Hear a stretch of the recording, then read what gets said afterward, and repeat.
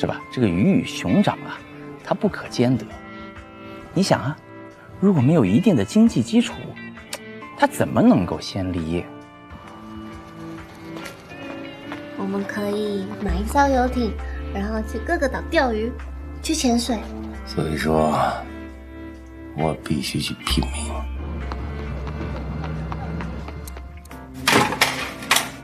哎，春天没事他妈闹！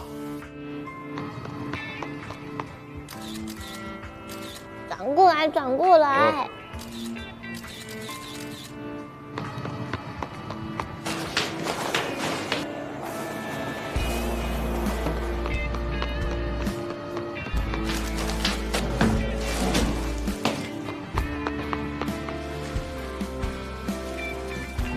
老爸，你还真的是老了耶。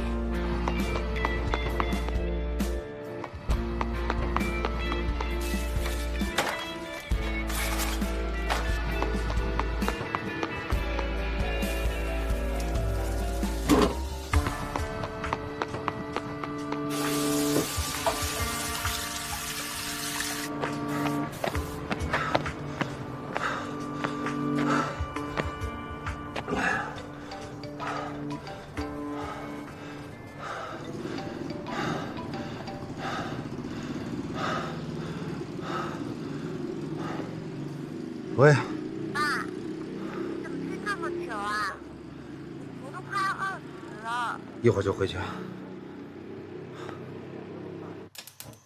爱宝和我就这样平静地生活着。时间一天天过去了，可我的事业也没有任何的起色。一边要忙于工作，一边呢还要尽力的去照顾爱宝。我在爸爸和爱人两个角色里不停地转换着。说实话，爱宝对我来说实在太年轻了。哎，好了，我需要处处小心翼翼地去维护这段情感。有时候，甚至连自己都不知道，我到底是他的爸爸，还是他的爱人。